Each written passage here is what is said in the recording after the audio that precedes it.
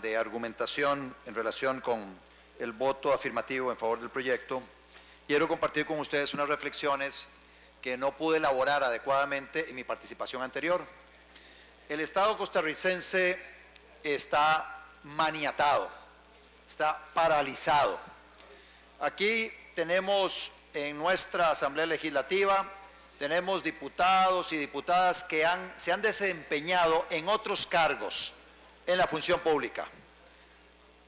Don Juan Luis Jiménez, de alguna manera, ha estado vinculado al Departamento Delegado de una municipalidad, don Carlos Arguedas en la Sala Constitucional, pero en la parte del Ejecutivo estaba doña Sandra Piz, que estuvo de ministra, doña Maureen Clark también se ha desempeñado en una institución autónoma, también en la Municipalidad de San José, don Juan Marín ha estado al frente también de un gobierno local, de la municipalidad allá de Ojancha, también ha estado al frente del Instituto de Fomento y Ayuda Municipal, don Rolando González ha estado al frente del INDER, don Otón Solís ha sido ministro hace algunos años, también don Marco Vinicio Redondo fue alcalde de Oriamuno, y aquí podemos hacer un repaso y nos damos cuenta que tenemos muchos compañeros y muchas compañeras que se han desempeñado del lado del Ejecutivo, y ustedes se dan cuenta lo difícil que es ese proceso de tomar decisiones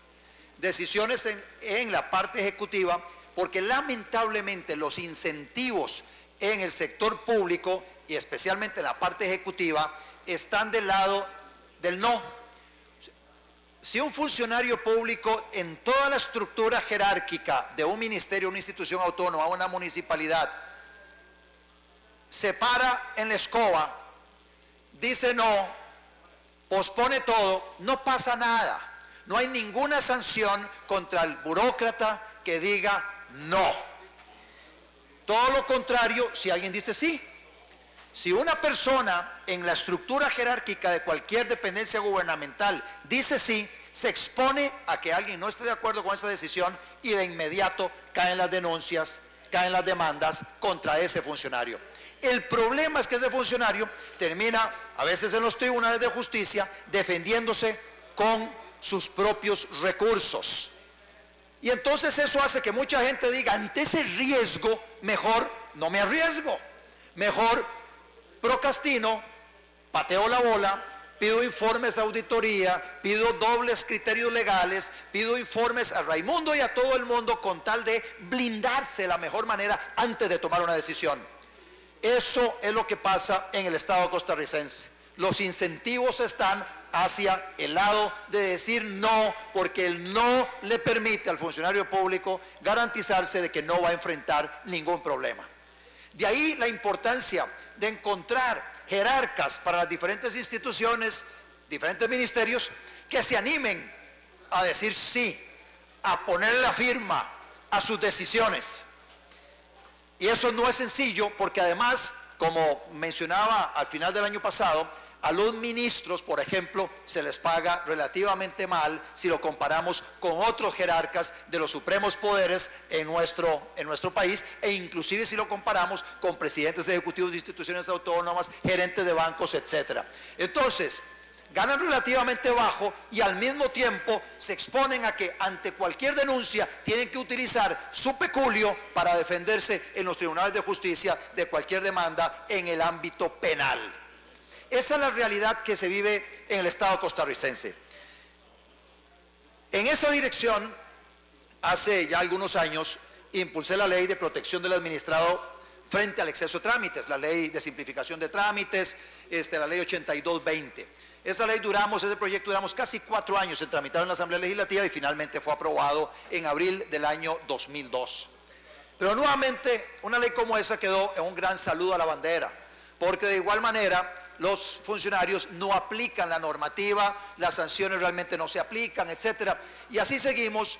Luego hicimos una modificación, impulsamos una modificación para ese proyecto de ley, para esa ley de la República, la 8220, y se aprobó la ley 8990, y de aún así esa ley, la ley de simplificación de trámites, no se aplica. Entonces tenemos por un lado burócratas que no aplican la legislación de la simplificación de trámites, tenemos a los jerarcas de las instituciones que no firman porque asumen consecuencias legales muy serias sobre sus decisiones y entonces tenemos el cóctel perfecto, la parálisis total del Estado costarricense. Eso es lo que tenemos hoy.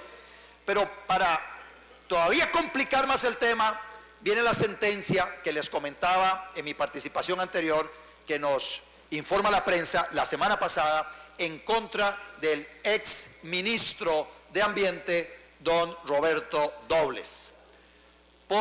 Alega el tribunal que condena a don Roberto Dobles por haber firmado un decreto que era aparentemente ilegal, según indica el tribunal. Y aquí entonces surgen una gran cantidad de interrogantes en relación a esa condenatoria.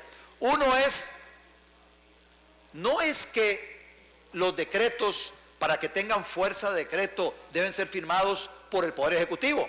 El Poder Ejecutivo son dos personas. Por un lado el presidente de la República y por otro lado el ministro del ramo. Y se pregunta uno, ¿y dónde está el otro firmante? O sea, si se iba a denunciar a alguien y se iba a terminar acusando a alguien y condenando a alguien por un acto del Poder Ejecutivo, ¿a dónde está la otra parte? Pero luego no solo eso, cuando uno lee, digamos, la información alrededor de este tema, se da uno cuenta que el documento que llega al escritorio del ministro venía con el visto bueno del Departamento Legal de la Dirección de Geología, con el visto bueno del Departamento Legal del Ministerio de Ambiente. El ministro llega y firma. Y ahora resulta que ninguno de las personas responsables del ministro hacia abajo que emitieron esos informes que le dan luego al ministro la razón para firmar el decreto, ninguno de esos fue incorporado en la denuncia, ninguno de esos fue condenado, únicamente el ministro de Ambiente.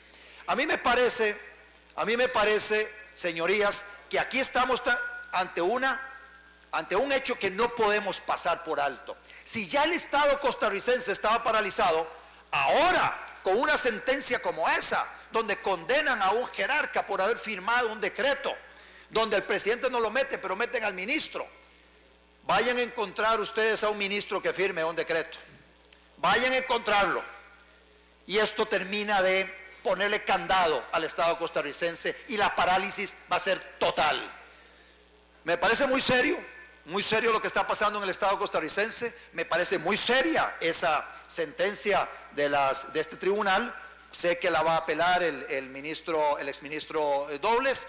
Veremos qué resuelve la sala respectiva sobre este tema o el Tribunal de Alzada sobre este tema, pero sí el tema se las trae.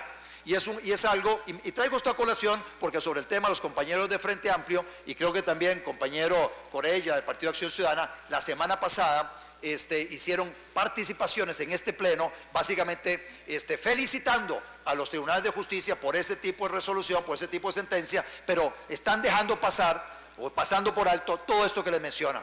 ¿Qué tal cuando el diputado nuestro, el compañero nuestro, don Juan Marín, se desempeñaba como presidente ejecutivo del IFAM, a la hora de emitir firmar algún documento, si este documento venía con el visto bueno de su departamento legal, bueno, él llega y lo firma confiado.